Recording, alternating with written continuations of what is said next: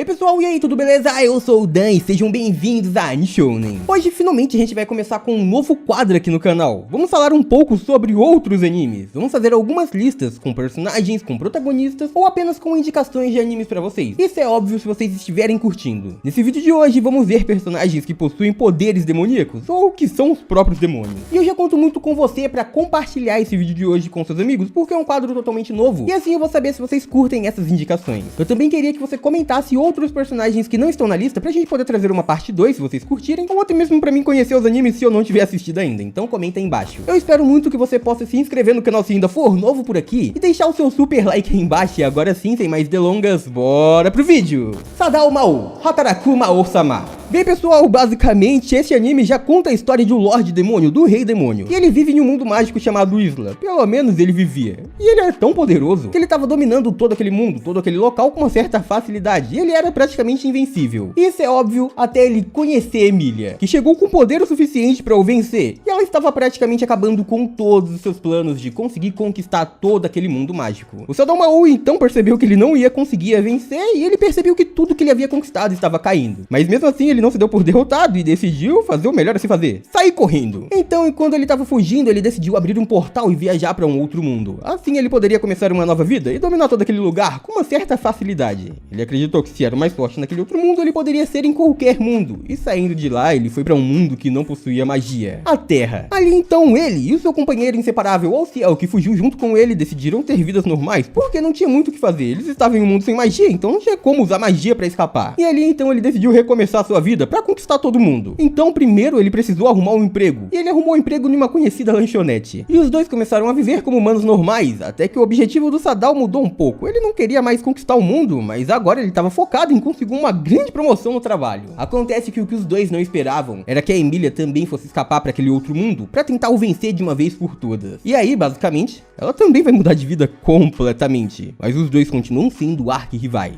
Hokuro Imado Sosei no Omyoji.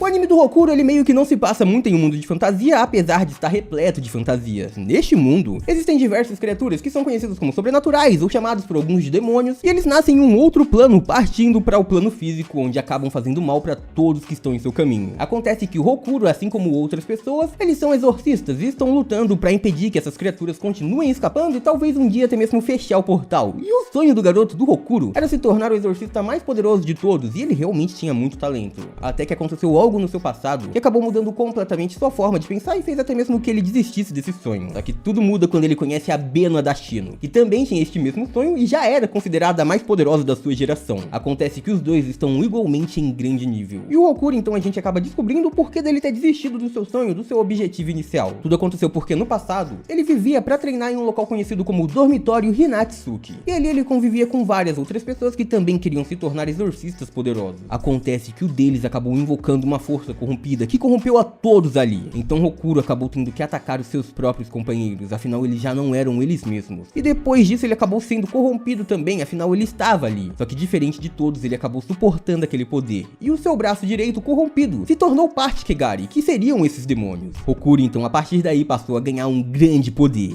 Rin é o No Exorcist. Bem, o Rin, pessoal, ele não ganhou o poder de um demônio, na verdade ele é parte demônio, e ele é filho do próprio Satã. Basicamente no início de tudo, o demônio mais poderoso iria ter 2 filhos, e a mãe e também esses 2 gêmeos que estavam para nascer, eles acabaram sendo caçados para que suas vidas fossem tiradas. Houve uma grande batalha, um grande confronto para impedir que isso acontecesse, mas realmente iria acontecer. Só que nesse meio tempo, enquanto fugia, a mãe de Rin acabou tendo seus filhos, e ela acabou perdendo a sua vida neste momento. Depois disso, o padre Fujimoto, que estava indo atrás dos 3, acaba encontrando os 2 gêmeos recém-nascidos, e ele então decide os criar, chamando um de Rin e também de Yukio. Acontece que Rin já estava desde o início mostrando um grande poder demoníaco. Ele tinha muito daquele poder sobrenatural, muita força escondida dentro de si. E então foi decidido utilizar a lâmina de Kurikara para selar completamente. Depois disso, ensinar os dois para se tornarem grandes exorcistas. Basicamente, eles iriam caçar outros demônios. E o Rin realmente ele começa a fazer isso. No início ele não é tão poderoso quanto seu irmão mais velho, o Yukio, mas pouco tempo depois ele passa a conseguir manifestar parte dos seus poderes demoníacos, se tornando muito forte. Isso também obviamente faz com que vários demônios tomem ele como seu foco principal e comecem a o perseguir. E isso acaba fazendo com que ele e o seu irmão se fortaleçam ainda mais, até que se tornem incrivelmente poderosos a ponto de vencer praticamente qualquer um.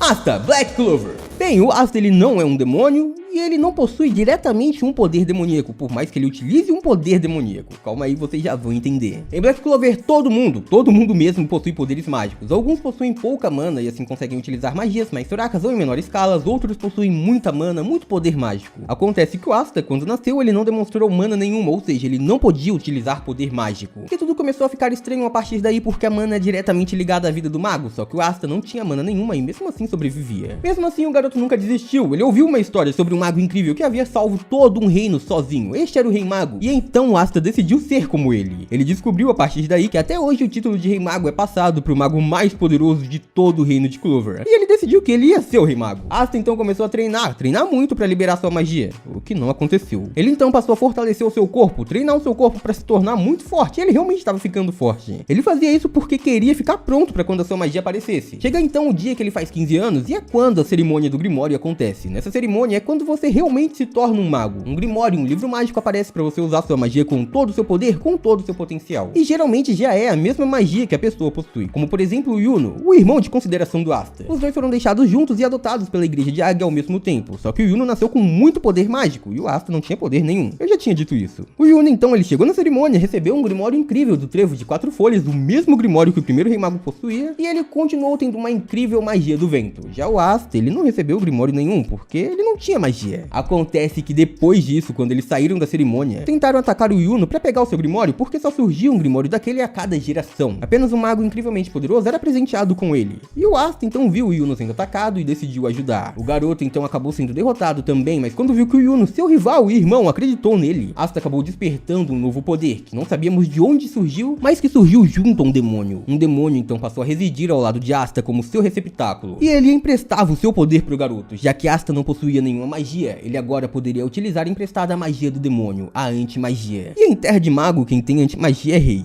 Meliodas, Nanatsu no Taizai. Bem pessoal, o Meliodas ele não possui o poder de um demônio, ele meio que é o próprio demônio. O Meliodas é filho do rei dos demônios e no passado era considerado o demônio mais poderoso de todos. Ele era o demônio mais forte que entrava no campo de batalha e ele era praticamente invencível. Não existia praticamente nenhum adversário em sua altura e quando o Meliodas estava no meio de um confronto, era a derrota do adversário na certa. Ele chegou a vencer clãs inteiros e o próprio rei dos demônios e também todos os demônios do clã consideravam que o Meliodas era a escolha perfeita para se tornar o próximo rei. Aquele que possuía mais poder mágico, aquele que possuía mais poder de luta. E o Meliodas, por mais que possuísse muita magia, gostava de resolver as coisas com sua própria espada, sem precisar de ataques mágicos. Ele então assim acabou ganhando muito renome pelo seu clã, só que ele desistiu de tudo aquilo. Ele não queria vivenciar mais as batalhas do clã dos demônios e por este motivo os abandonou. Depois disso continuou uma grande guerra entre o clã dos demônios, o clã das deusas e todos os outros clãs, e assim os demônios foram completamente selados, e Meliodas foi o único que conseguiu escapar. Ali, para que ele não voltasse a ser o mesmo demônio que era no passado, que não ligava para destruir qualquer um que entrasse em seu caminho, ele abriu mão de parte dos seus poderes, e assim ele deveria ficar mais fraco, só que mesmo assim ele era praticamente invencível, pois agora não existiam muitas pessoas com poderes parecidos com o dele. Acontece que existia algo que nem toda a força de Meliodas poderia resolver. Ele e a princesa Elizabeth, a princesa do clã das deusas e amada de Meliodas, haviam caído em uma maldição, e basicamente Meliodas seria imortal, enquanto a Elizabeth perderia todas as suas memórias, e sempre que se lembrasse de Meliodas acabaria perdendo a sua vida. O garoto então passou milhares de anos procurando uma maneira de a salvar, até que descobriu. O único jeito dele conseguir acabar com as maldições seria se tornando o próprio rei dos demônios. E ele então abriu mão de tudo pra conseguir aquele poder, até que se tornou o próprio rei.